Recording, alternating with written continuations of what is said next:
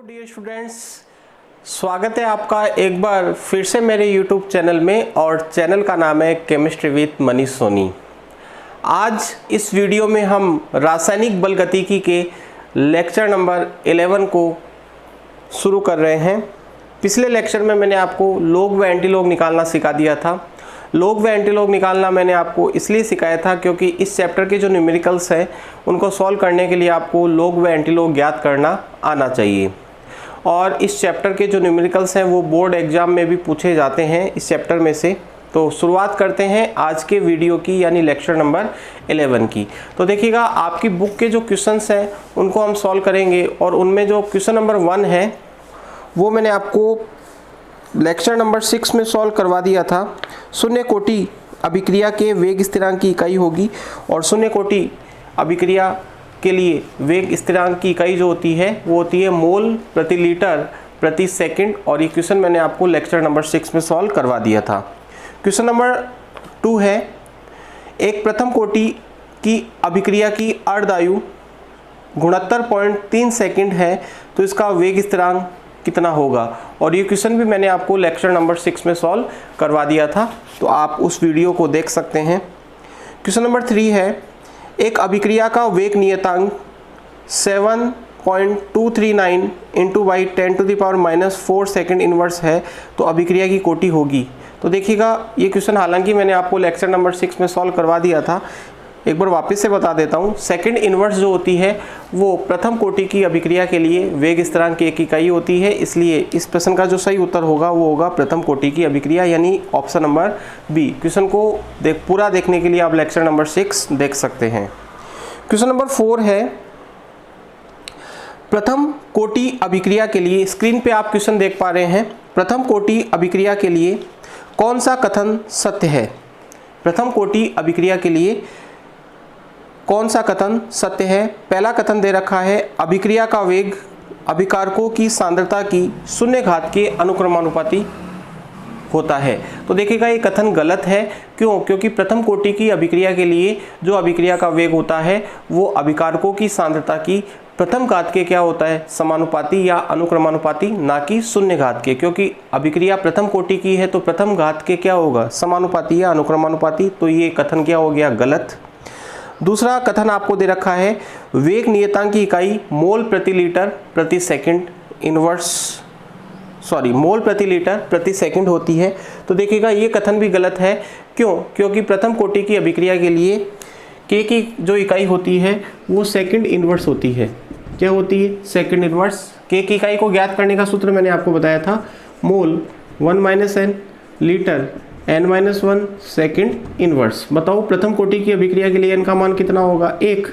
तो मोल n का मान पुट कीजिएगा, 1 - 1 लीटर 1 - 1 सेकंड इनवर्स। मोल 1 - 1 का मतलब होता है 1, लीटर 1 - 1 का मतलब होता है 1, और 1 का कोई मतलब यहाँ पर नहीं है। तो बताओ, प्रथम कोटि की अभिक्रिया के लिए वेग नियतांक की इकाई क्या होती है, सेकंड इनवर्स। और यहाँ पर आपको जो इकाई दे रखी है वो दे रखी है मोल प्रति लीटर प्रति सेकंड। इसका मतलब ये कथन भी क्या हो गया, गलत। तीसरा कथन आपको दे रखा है कि अभिक्रिया की अर्धायु अभिकारकों की आरंभिक सांद्रता पर निर्भर नहीं करती। ये कथन बिल्कुल सही है। देखिएगा, प्रथम कोटि की अभिक्रिया के लिए अर्धायु काल का जो फॉर्मूला मैंने आपको बताया था वो था 0.693 डिवाइडेड बाई के। अब देखो, इस फॉर्मूले में, यानी अर्धायु काल के फॉर्मूले में कहीं पर भी अभिकारक की प्रारंभिक सांद्रता नहीं है। इसका मतलब प्रथम कोटि की अभिक्रिया के लिए अर्धायु काल का मान अभिकारक की प्रारंभिक सांद्रता को हम किससे दर्शाते हैं, A0 से, उस पर निर्भर नहीं करता। यानी इसकी घात हम कितनी लगा देंगे, 0। तो बताओ, ये कथन क्या हो गया, सही हो गया। वापिस से सुन लीजिएगा, अर्धायु काल के सूत्र में कहीं पर भी अभिकारक की प्रारंभिक सांद्रता नहीं आती। देखो, 0.693 ये तो संख्या है और ये क्या है, वेग नियतांक है।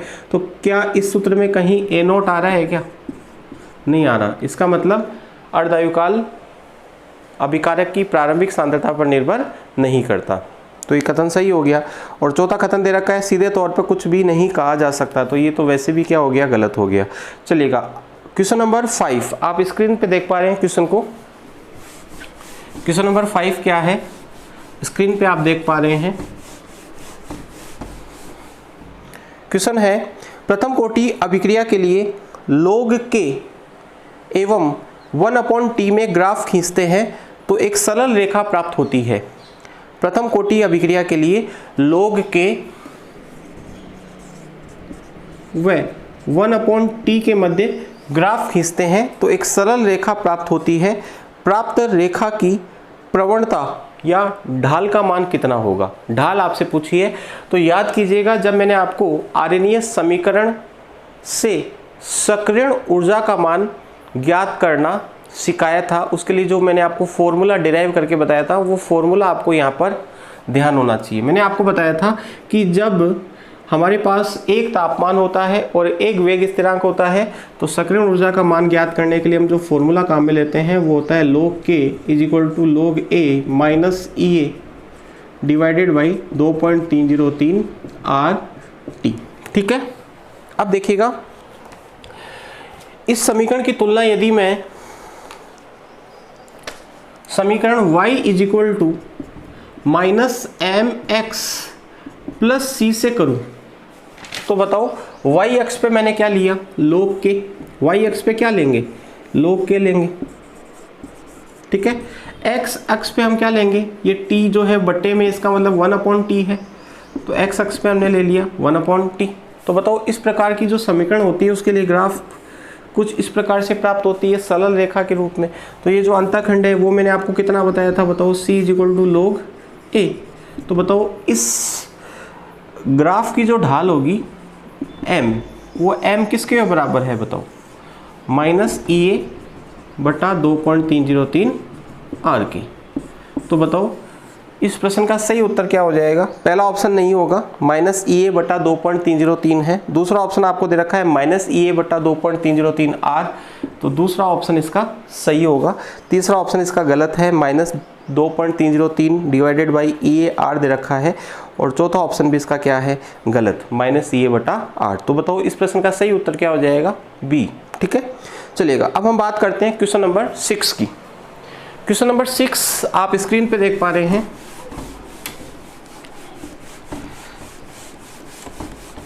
क्वेश्चन नंबर 6 है, ताप में थोड़ी वृद्धि करने से अभिक्रिया का वेग तीव्रता से बढ़ता है।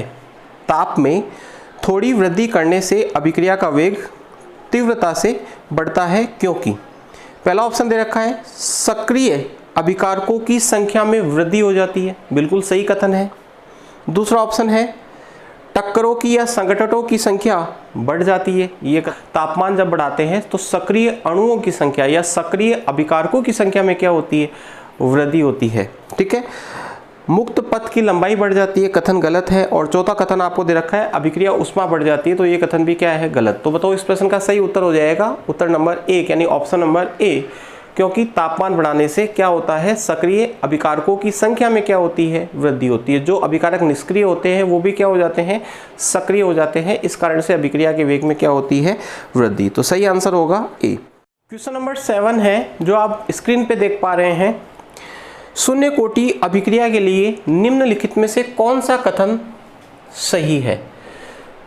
4 ऑप्शंस आपको दे रखे हैं, स्क्रीन पे भी आपको ये ऑप्शंस दिखाई दे रहे होंगे। पहला ऑप्शन है T3/4 = 2T½ दूसरा ऑप्शन आपको दे रखा है T3/4 = 1.5 T½ तीसरा ऑप्शन आपको दे रखा है T3/4 = 0.25 T½ और चौथा ऑप्शन आपको दे रखा है T3/4 = 1/3 T½ इसका मतलब आपसे जो संबंध पूछा गया है वो T3/4 और T½ के मध्य आपसे क्या पूछा गया है? संबंध पूछा गया है।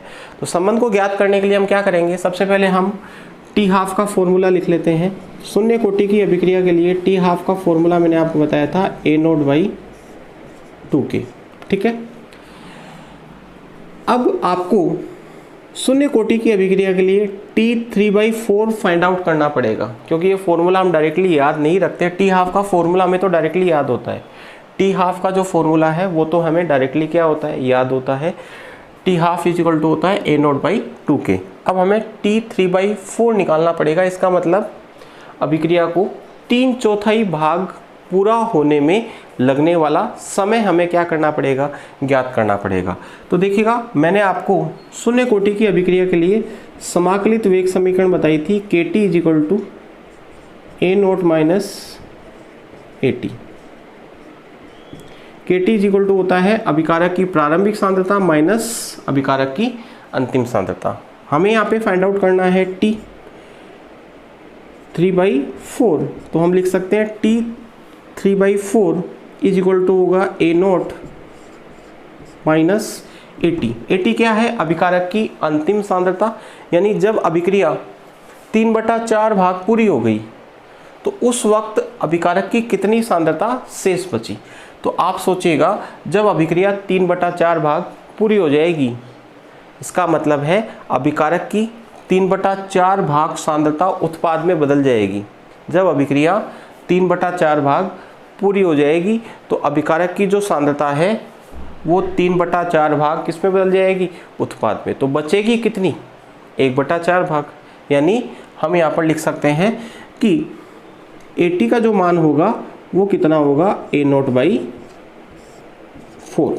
समझ में आ गया होगा कि जब अभिक्रिया 3/4 भाग पूरी हो जाएगी, इसका मतलब है अभिकारक की जो सांद्रता है उसका 3/4 भाग उत्पाद में बदल जाएगा। तो अब अभिकारक की जो सांद्रता है वो कितनी बचेगी, 1/4 भाग। 1/4 भाग का मतलब A0/4। प्रारंभ की कितनी बच जाएगी, 1/4 डिवाइडेड बाई K। ठीक है, तो बताओ T 3/4, इसको सॉल्व करेंगे। A0 में से A0/4 आपको क्या करना है, माइनस करना है। A0 में से A0/4 माइनस करोगे तो बताओ कितना आएगा, 3/4 A0। और बताओ यहाँ पर क्या है, K है। तो ये तो हमारे पास फॉर्मूला आ गया T 3/4 का, और ये वाला जो फॉर्मूला है वो किसका था बताओ, T½ का। अब आपसे जो संबंध पूछा है वो T½ और T 3/4 के मध्य पूछा है, तो हम क्या करेंगे, T½ में T 3/4 का क्या दे देंगे, भाग दे देंगे। ठीक है, अब बताओ T½ का जो वैल्यू है वो कितना है, A0/2K। ठीक है, और यहाँ पर हम लिखेंगे 3A0/4K। ठीक है, चलेगा, इसको सॉल्व करते हैं। तो बताओ 4K कहाँ चला जाएगा, ऊपर। तो इसको हम लिख सकते हैं T½ divided by T 3/4 is equal to A0 से A0 कैंसिल आउट हो जाएगा। ठीक है, K से K कैंसिल आउट कर दो, 4 कहाँ चला जाएगा, ऊपर। तो हम इसको लिख सकते हैं 4/6। ये 4 ऊपर चला गया और 2 3 से मल्टीप्लाई हो गया, कितना हो गया, 4/6। और 4/6 को हम क्या लिख सकते हैं, 2/3। तो बताओ T½ इज इक्वल टू क्या हो गया, 2/3 T 3/4। और हमसे जो संबंध पूछा है वो T 3/4 पहले दे रखा है, तो इसको हम क्या लिख सकते हैं, 3T/4 इज इक्वल टू हो जाएगा 3/2 T½ और 3/2 का मतलब 1.5 T½ तो बताओ T 3/4 इज इक्वल टू क्या आएगा, 1.5 T½ तो इसका सही उत्तर क्या हो जाएगा, ऑप्शन नंबर बी। ठीक है, तो ये जो क्वेश्चन है हालांकि आपको ऑब्जेक्टिव फॉर्म में आपकी बुक में दे रखा है, लेकिन बहुत अच्छा क्वेश्चन है। ये क्वेश्चन आपकी बोर्ड एग्जाम में सब्जेक्टिव फॉर्म में पूछा जा सकता है। चलिएगा, इसके बाद में हम अगले क्वेश्चन की बात करेंगे। आर्हेनियस समीकरण है, स्क्रीन पे आप क्वेश्चन देख पा रहे हैं, आर्हेनियस समीकरण है। तो आर्हेनियस समीकरण सबको पता है क्या होती है, बताई थी मैंने आपको, K is equal to AE⁻⁻RT। Arrhenius समीकरण क्या होती है, K is equal to AE⁻⁻RT। तो बताओ इस प्रश्न का सही उत्तर क्या होगा, उत्तर नंबर बी, यानी option number B, K is equal to AE⁻⁻RT। Option number B screen पे आप देख पा रहे हैं। क्वेश्चन नंबर 9 जो है वो मैंने आपको लेक्चर नंबर 6 में सॉल्व करवा दिया था, तो क्वेश्चन नंबर 9 के लिए आप लेक्चर नंबर 6 देखेंगे। क्वेश्चन नंबर 10 भी मैंने आपको लेक्चर नंबर 6 में सॉल्व करवा दिया था, तो क्वेश्चन नंबर 10 के लिए आप लेक्चर नंबर 6 वापस से देख लें एक बार यदि आपने नहीं किया है तो वो। चलिएगा, अब हम बात करेंगे अति लघुरात्मक। तो अति लघुरात्मक प्रश्नों में पहला प्रश्न जो है वो आप स्क्रीन पे देख पा रहे हैं।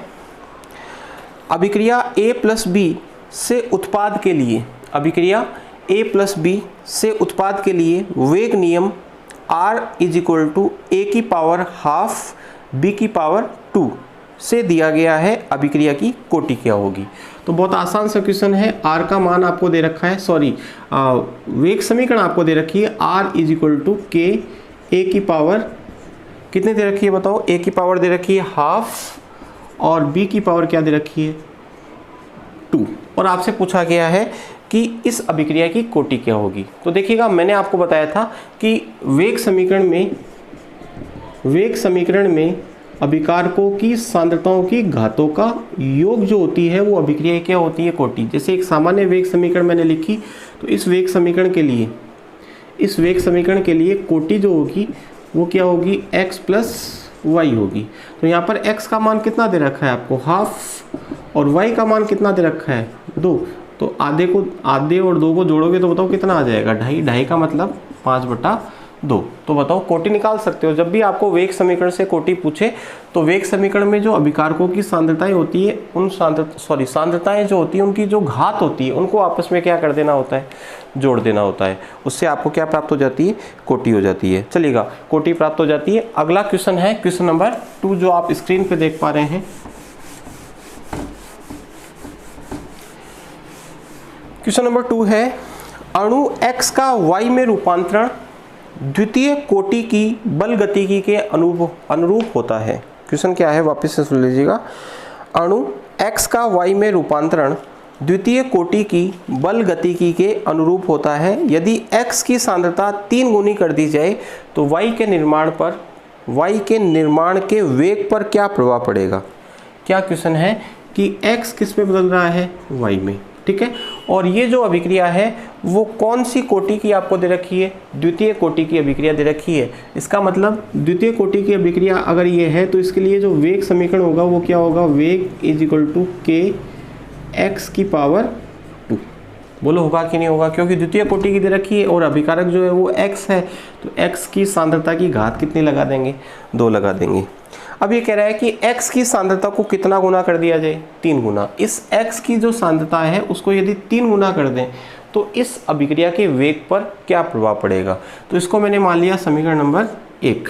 अब देखिएगा, वेग समीकरण हम लिखते हैं वापस से, जब अभिक्रिया में उपस्थित अभिकारक की सांद्रता को कितना गुना कर दिया जाए, 3 गुना। तो सांद्रता को जब 3 गुना कर दोगे तो यहाँ पे हम लिख देंगे 3x की पावर 2।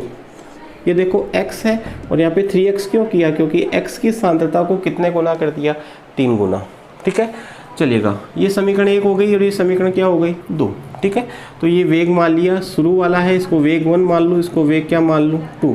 तो बताओ वेग 1 बटा वेग 2 इज इक्वल टू क्या हो जाएगा, k बटा k, ठीक है। डिवाइड करना पड़ेगा आपको, एक्स स्क्वायर, और बताओ 3 का स्क्वायर कितना होता है, 9 एक्स स्क्वायर, के से के कट गया, एक्स स्क्वायर से एक्स स्क्वायर कट गया। तो बताओ वेग 1 इज इक्वल टू 1/9 वेग 2। तो बताओ वेग 2 इज इक्वल टू क्या हो जाएगा, 9 गुणा वेग 1। इसका मतलब जब इस अभिक्रिया में अभिकारक की सांद्रता को आप 3 गुना करोगे तो बताओ अभिक्रिया का जो वेग होगा वो कितने गुना हो जाएगा, 9 गुना। समझ में आ गया होगा। वापस से एक बार बता देता हूँ, क्वेश्चन क्या है कि x का y में रूपांतरण द्वितीय कोटि की अभिक्रिया की अनुपालना करता है। यदि इस अभिक्रिया में x की सांद्रता को 3 गुना कर दिया जाए तो अब इस अभिक्रिया के वेग पर क्या प्रभाव पड़ेगा।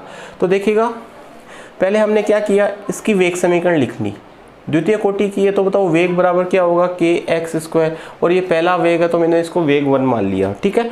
वेग 2 कब, कौन सा वेग 2 कौन सा होगा, जब अभिकारक की सांद्रता को कितने गुना कर दिया जाए, 3 गुना। तो x को मैंने यहाँ पर कितना गुना कर दिया, 3 गुना, तो 3x लिख दिया। तो अब जो वेग समीकरण होगी वो होगी वेग 2 इज इक्वल टू के 3x स्क्वायर। ठीक है, ये समीकरण नंबर क्या मान ली 2। अब आपको ये पता करना है कि वेग 2 वेग 1 का कितने गुना है, तो आपको इन दोनों समीकरणों में एक दूसरे का भाग देना होगा। चाहे आप समीकरण 1 में 2 का भाग दे दो, चाहे 2 में 1 का दे दो, आंसर आपका सेम ही आने वाला है। तो मैंने क्या किया, समीकरण 1 में 2 का भाग दे दिया, तो वेग 1 बटा वेग 2 इज इक्वल टू हो जाएगा kx square divided by k 9x square. X square से एक्स स्क्वायर कट जाएगा, k से k कट जाएगा, तो वेग 1 इज इक्वल टू आ जाएगा 1 बटा 9 वेग 2। तो बताओ वेग 2 इज इक्वल टू क्या आ जाएगा, 9 गुणा वेग 1। इसका मतलब अब अभिक्रिया का वेग कितने गुना हो जाएगा, 9 गुना। चलिएगा, इसके बाद में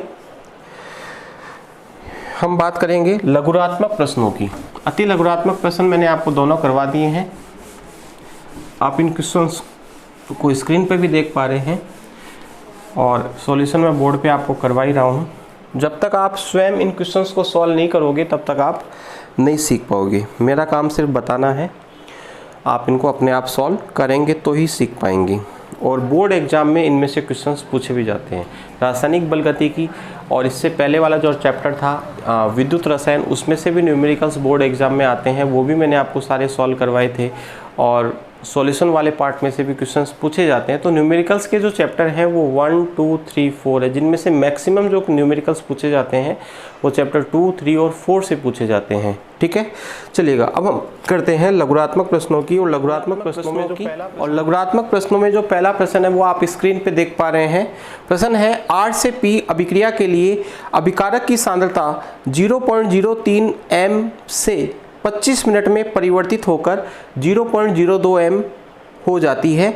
औसत वेग की गणना सेकंड और मिनट दोनों इकाइयों में कीजिए। क्या क्वेश्चन है, वापस से सुन लीजिएगा कि एक अभिक्रिया है R से P बन रहा है, एक अभिक्रिया है जिसमें क्या बन रहा है, R से P।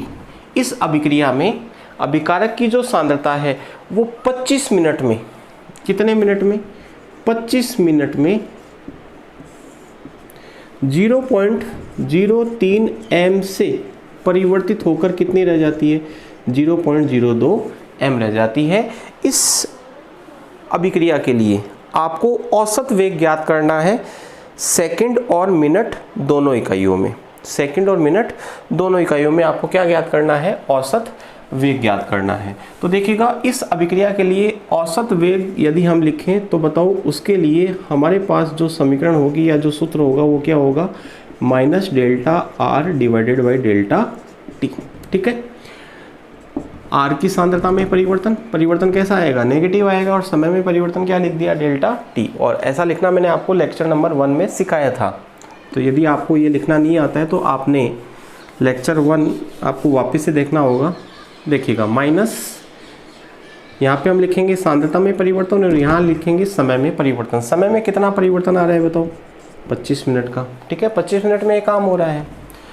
और बताओ सांद्रता में जो परिवर्तन होगा वो कितना है, 0.02 में से किसको माइनस करेंगे, 0.03 को। मैंने आपको बताया था हमेशा अंतिम सांद्रता में से प्रारंभिक सांद्रता को क्या करना होता है, माइनस करना होता है। तो यहाँ हम लिख देंगे 0.02 माइनस 0.03।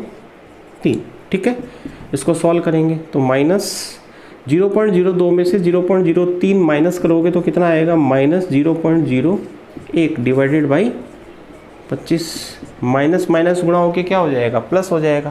तो इसको हम लिख सकते हैं 0.01 डिवाइडेड बाई 25। ठीक है, इसको सॉल्व करोगे तो आंसर आएगा 4 × 10⁻⁻⁴ मोल प्रति लीटर प्रति मिनट। ठीक है, इसको सॉल्व कर सकते हो आप। कैसे करोगे हो, 0.01 में किसका भाग दे रखा है बताओ, 25 का दे रखा है, तो 0.01 बटा 25। ठीक है, इसको आप क्या लिख सकते हो, 1 गुणा 10⁻⁻² बटा 25 लिख सकते हो कि नहीं लिख सकते। इस पॉइंट को हटाओगे तो यहाँ पर 10⁻⁻² आ जाएगी। इसको आप क्या लिख सकते हो, 100 गुणा 10⁻⁻4 बटा 25 लिख सकते हो। और 100 में 25 का भाग लगेगा तो 4 पर ये जाएगा, तो 4 गुणा 10⁻⁻4 मोल प्रति लीटर प्रति मिनट में आंसर आ जाएगा। अब ये कह रहा है सेकंड में भी निकालो, तो सेकंड में निकालने के लिए 60 का इसमें क्या लग जाएगा, भाग लग जाएगा, क्योंकि 1 मिनट में कितनी सेकंड होती है, 60 सेकंड होती है। 1 मिनट में कितनी सेकंड होती है? 60 होती है। तो बताओ यहाँ पर एक्चुअल में जो इकाई है वो कैसे है? देखो मोल प्रति लीटर और मिनट। तो मिनट नीचे है ना बट्टे में, तो बट्टे में आपको मिनट की जगह सेकंड लिखने के लिए बताओ कितना लिखना होगा? 60 लिखना होगा। तो ये बताओ क्या हो जाएगा? सेकंड हो जाएगा। तो 60 का इसमें क्या लग जाएगा भाग? सॉल्व करोगे आंसर आएगा 6.67 गुणा 10⁻⁻6 मोल प्रति लीटर प्रति सेकंड। क्वेश्चन नंबर 2 है जो आप स्क्रीन पे भी देख पा रहे हैं। अभिक्रिया 2A से उत्पाद में, अभिक्रिया आपको जो दे रखी है वो है 2A से उत्पाद, 2A से उत्पाद अभिक्रिया में A की सांद्रता 10 मिनट में 0.5 मोल प्रति लीटर से घटकर 0.4 मोल प्रति लीटर रह जाती है। 10 मिनट में इस A की जो सांद्रता है वो 0.05 मोल प्रति लीटर से घटकर कितनी रह जाती है? 0.04 मोल प्रति लीटर। ठीक है। इस समय अंतराल के लिए अभिक्रिया वेग की गणना करो। तो बहुत आसान से क्वेश्चन बताओ। इस अभिक्रिया के लिए वेग का जो सूत्र होगा वो क्या होगा? -1/2 delta A divided by delta T। गुणांक जो होता है वो कहाँ जाता है? बट्टे में आ जाता है। तो वेग बराबर -1/2, ठीक है, डेल्टा A का मान लिखूँ। बताओ सांद्रता में परिवर्तन जो हुआ 0.05 से कितना रह गया? 0.04। तो बाद में जो सांद्रता हुई वो कितनी हो गई? 0.04, और शुरू में कितनी थी? 0.05। ठीक है। समय में परिवर्तन कितना आया? 10 मिनट का। चलिएगा इसको सॉल्व करते हैं। -1/2, 0.04 में से 0.05 माइनस करोगे तो -0.01/10। ठीक है। माइनस माइनस से मल्टीप्लाई होके क्या हो जाएगा? प्लस हो जाएगा। तो इसको लिख सकते हैं 0.01 डिवाइडेड बाई 20, और इसको सॉल्व करोगे तो आंसर आएगा 5 गुणा 10⁻³ मोल प्रति लीटर प्रति मिनट, मोल प्रति लीटर प्रति मिनट। तो आप कैलकुलेशन तो अपने आप भी कर सकते हैं। तो ये था क्वेश्चन नंबर 2। ठीक है। अब हम बात करेंगे क्वेश्चन नंबर 3 की। क्वेश्चन नंबर 3 भी आप स्क्रीन पे देख पा रहे हैं। एक प्रथम कोटि की अभिक्रिया के लिए, एक प्रथम कोटि की अभिक्रिया का वेग स्थिरांक आपको दे रखा है। एक प्रथम कोटि की अभिक्रिया का वेग स्थिरांक का जो मान है वो आपको दे रखा है। K का मान आपको दे रखा है 1.15 गुणा 10⁻³ सेकंड इनवर्स। इस अभिक्रिया में अभिकारक की जो मात्रा है वो 5 ग्राम मात्रा को 3 ग्राम मात्रा होने में कितना समय लगेगा? क्या कह रहा है? एक प्रथम कोटि की अभिक्रिया है जिसके लिए K का मान आपको दे रखा है। इस अभिक्रिया में अभिकारक की जो मात्रा है वो 5 ग्राम से 3 ग्राम रहने में कितना समय लगेगा, ये आपसे पूछ रहा है। वापस से सुन लीजिएगा। एक प्रथम कोटि की अभिक्रिया है जिसके लिए वेग नियतांक का मान आपको दे रखा है, और कह रहा है कि इस अभिक्रिया में अभिकारक की जो मात्रा है वो 5 ग्राम से 3 ग्राम रह जाए। इस 5 ग्राम से 3 ग्राम रह जाए, इसमें कितना समय लगेगा, ये आपसे पूछा गया है। तो देखिएगा इस क्वेश्चन को सॉल्व करने के लिए हम क्या करेंगे? समाकलित वेग समीकरण का उपयोग करेंगे। समाकलित वेग समीकरण प्रथम कोटि की अभिक्रिया के लिए मैंने आपको क्या बताई थी? KT = होता है 2.303 log 10 A0/A। ठीक है। चलिएगा आपसे क्या पूछा गया है? समय पूछा गया है। तो T = हो जाएगा 2.303 divided by K log 10 A0/A। ठीक है। 2.303 डिवाइडेड बाई K का मान आपको कितना दे रखा है बताओ? 1.15 गुणा 10⁻³ लोग। अब देखो प्रारंभिक सांद्रता डिवाइडेड बाई अंतिम सांद्रता log A0/A। अब यहाँ पर आपको जो सांद्रता है वो नहीं दे रखी है, आपको ग्राम में मात्रा दे रखी है। तो कोई टेंशन नहीं है, आप ग्राम में मात्रा को ही क्या मान लो? सांद्रता मान लो। ठीक है। तो 5 ग्राम से कितनी रह गई? 3 ग्राम। तो बताओ प्रारंभ में कितनी थी? 5, और अंत में कितनी हो गई? 3 हो गई। तो जो बच जाती है उसको नीचे लिखते हैं, और यहाँ पर क्या लिखते हैं? प्रारंभिक लिखते हैं। इसको सॉल्व करोगे तो 2.303 डिवाइडेड बाई 1.15 गुणा 10 की घात -3 log 5/3 को हम क्या लिख सकते हैं, log 5 माइनस log 3। log 5 की वैल्यू कितनी होती है 0.699, मैंने आपको बताई थी। ठीक है, कल जो लेक्चर मैंने अपलोड किया था उस लेक्चर में मैंने आपको log एंटी log निकालना सिखाया था। तो log 5 की वैल्यू हमारे पास कितनी आई थी 0.699। ठीक है, किस प्रकार आई थी इसके लिए आपको लेक्चर नंबर 10 देखना ही होगा। ठीक है, और log 3 की वैल्यू आपको याद करना मैंने बताया था 4771। चलो एक बार वापस से बता देता हूँ। log 3 तो आपको याद रखना होगा, log 5 ज्ञात करना है तो log 5 को हम क्या लिख सकते हैं log 10/2, और log 10/2 को हम क्या लिख सकते हैं log 10 माइनस log 2। log 10 की वैल्यू कितनी 1 और log 2 की वैल्यू कितनी 0.3010। ये भी आपको याद रखनी होती है log 2 की वैल्यू। एक में से इसको माइनस करोगे तो 0.699 आ जाएगा। ठीक है, तो इसको हम यहाँ पे पुट करेंगे 2.303 डिवाइडेड बाई 1.15 गुणा 10 की घात -3 गुणा 0.699 माइनस 0.4771। अब कुछ नहीं है इस न्यूमेरिकल में, बस आपको कैलकुलेशन करनी है और कैलकुलेशन करके जब आंसर निकालोगे तो आंसर आएगा 444 सेकंड। इसको आप सॉल्व तो कर ही सकते हैं, इतनी मैथमेटिक्स तो आपको आती ही होगी। ठीक है, तो ये था क्वेश्चन नंबर 3। ठीक है, अब हम बात करेंगे क्वेश्चन नंबर 4 की, और क्वेश्चन नंबर 4 भी आप स्क्रीन पे देख पा रहे हैं। पढ़ लीजिएगा एक बार क्वेश्चन क्या है, फिर मैं भी आपको पढ़ के बता देता हूँ और सॉल्व भी करवा देता हूँ। थोड़ी मेहनत बच्चों आपको करनी होगी, जब तक आप अपने हाथ से न्यूमेरिकल्स को नहीं करोगे तब तक आप नहीं सीख पाओगे। ठीक है, प्रैक्टिस जितनी ज़्यादा करोगे तभी आप एग्ज़ाम में इन क्वेश्चंस को सॉल्व कर पाओगे। तो आप जितना प्रयास करोगे उतना सीखोगे। अगला क्वेश्चन है क्वेश्चन नंबर 4। SO2Cl2 को अपनी प्रारंभिक मात्रा से आधी मात्रा में वियोजित होने में 60 मिनट का समय लगता है। यदि अभिक्रिया प्रथम कोटि की है तो वेग स्थिरांक की गणना कीजिए। SO2Cl2 को अपनी प्रारंभिक सांद्रता से प्रारंभिक मात्रा से आधी मात्रा में वियोजित होने में कितना समय लगता है 60 मिनट का। अभिक्रिया यदि प्रथम कोटि की हो तो वेग नियतांक की गणना कीजिए। तो देखिएगा, इस क्वेश्चन को सॉल्व करने के लिए हमें आवश्यकता होगी समाकलित वेग समीकरण की। प्रथम कोटि की अभिक्रिया के लिए समाकलित वेग समीकरण होता है 2.303 log 10 A0/A। ठीक है, क्या पूछा है आपसे, टी पूछा है। क्या पूछा है, टी, और कौन सा टी पूछा है, वह समय पूछा है, सॉरी टी नहीं पूछा आपसे, के पूछा है, के पूछा है। ठीक है, तो k बराबर क्या होगा 2.303 divided by T log A0/A। ठीक है, अब ये कह रहा है कि यदि प्रथम कोटि की अभिक्रिया में अभिकारक की सांद्रता अपनी प्रारंभ की आधी रहने में यदि 60 मिनट लग रहा है तो बताओ इसके लिए k का मान कितना होगा, यानी वेग नियतांक का मान पूछा है। तो बताओ, यहाँ पे हम लिख देंगे t का मान कितना है, बताओ 60 दे रखा है,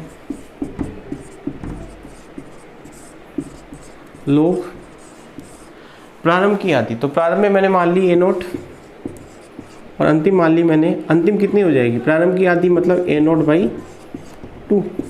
ठीक है, A0 से A0 क्या हो जाएगा, कैंसिल आउट हो जाएगा, तो k = हो जाएगा 2.303 डिवाइडेड बाई 60 log 2। ठीक है, इसको सॉल्व करोगे k = 2.303 डिवाइडेड बाई 60 इंटू 0.3010। ठीक है, इसको सॉल्व करोगे तो आंसर आएगा 0.0115 मिनट इनवर्स। हालांकि इस क्वेश्चन को आप डायरेक्टली भी सॉल्व कर सकते हैं यदि आपको प्रथम कोटि की अभिक्रिया के लिए अर्धआयुकाल का फॉर्मूला मालूम है। टी हाफ = होता है 0.693 डिवाइडेड बाई के, और के आपसे पूछा है टी हाफ। ठीक है, अब ये टी हाफ वाला फॉर्मूला क्यों काम में लिया हमने, क्योंकि इस अभिक्रिया में, इस क्वेश्चन में आपको क्या कहा गया है कि अभिकारक की जो सांद्रता है अपने प्रारंभ की आधी रह जाने में 60 मिनट लगता है। इसका मतलब जो 60 मिनट है वो अर्धआयुकाल का मान है। 60 मिनट किसका मान है बताओ, अर्धआयुकाल का। तो आप टी हाफ की जगह कितना लिख दोगे, 60 लिख दोगे। ये फॉर्मूला आप काम में ले सकते हो यदि आप इस क्वेश्चन को समझ पा रहे हो। क्यों? क्योंकि इस क्वेश्चन में आपको क्या दे रखा है, आपको इस क्वेश्चन में दे रखा है कि प्रारंभिक सांद्रता की आधी रह जाने में 60 मिनट लगता है। प्रारंभिक सांद्रता की आधी रह जाने में कितना मिनट लगता है, 60 मिनट। इसका मतलब 60 मिनट क्या है, 60 मिनट है अर्ध आयुकाल का मान। तो अर्ध आयुकाल वाला फॉर्मूला भी आप काम में ले सकते हो। तो बताओ इसको सॉल्व करोगे तो आंसर क्या आएगा, 0.0115 मिनट, मिनट इनवर्स। ठीक है, तो ये था क्वेश्चन नंबर 4। क्वेश्चन नंबर 5 है, स्क्रीन पे आप देख पा रहे हैं, ताप का वेग स्थिरांक पर क्या प्रभाव पड़ेगा। तो मैंने आपको बताया था अधिकांश अभिक्रियाओं के लिए तापमान बढ़ाने पर अभिक्रिया के वेग में क्या हो जाती है, वृद्धि हो जाती है। तो ताप का प्रभाव जिस लेक्चर में मैंने आपको पढ़ाया था वो लेक्चर आप देखेंगे। अगला क्वेश्चन है क्वेश्चन नंबर 6 और ये आज हमारा अंतिम क्वेश्चन होगा। इसके बाद के क्वेश्चंस हम अगले लेक्चर में सॉल्व करेंगे। परम ताप 298 केल्विन में 10 केल्विन की वृद्धि करने पर रासायनिक अभिक्रिया का वेग 2 गुना हो जाता है। इस अभिक्रिया के लिए EA की गणना कीजिए। क्वेश्चन आप स्क्रीन पे देख पा रहे हैं, परम ताप 298 केल्विन में 10 केल्विन की वृद्धि करने पर रासायनिक अभिक्रिया का जो वेग है वो कितने गुना हो जाता है, 2 गुना। सक्रियण ऊर्जा का मान ज्ञात कीजिए। तो देखिएगा 298 केल्विन से तापमान बढ़ा के कितना कर दिया गया, बताओ 308 किया गया। क्यों? क्योंकि 10 केल्विन ताप में क्या की गई है, वृद्धि। तो यहाँ पर T1 तो आपको दे रखा है 298 केल्विन। ठीक है, अब ये कह रहा है 10 केल्विन तापमान बढ़ा दिया, तो बताओ T2 कितना हो जाएगा, 308 केल्विन। ठीक है, अब ये कह रहा है कि अभिक्रिया का वेग कितना हो गया, 2 गुना। वेग 2 गुना होने का मतलब है वेग स्थिरांक का मान क्या हो गया, 2 गुना। तो K1 मान लो x था, K1 का मान कितना था, x था, या मान लो K1 1 था, कुछ भी मान सकते हो आप। तो बताओ K2 कितना हो जाएगा, 2 हो जाएगा। K1 यदि मान लो आप x था तो बताओ K2 कितना हो जाएगा, 2x हो जाएगा। ठीक है, अभिक्रिया का वेग 2 गुना होने का मतलब T1 के संगत K1 कितना है, x, तो T2 के संगत K2 कितना होगा, 2x होगा। ठीक है, और आपसे क्या पूछा गया है, सक्रियण ऊर्जा पूछी गई है, EA का मान आपसे पूछा गया है। तो आपको याद तो मैंने बताया था कि जब 2 तापमान दे रखे हों और 2 वेग नियतांक दे रखे हों तो सक्रियण ऊर्जा को ज्ञात करने का जो फॉर्मूला होता है वो फॉर्मूला होता है log K2 divided by K1 is equal to EA बटा 2.303 R T2 minus T1 divided by T1 गुणा T2। ठीक है, log K2 बटा K1 की जगह हम लिख सकते हैं log 2x बटा x। K2 का मान कितना रख दिया, 2x, K1 का मान कितना रख दिया, x।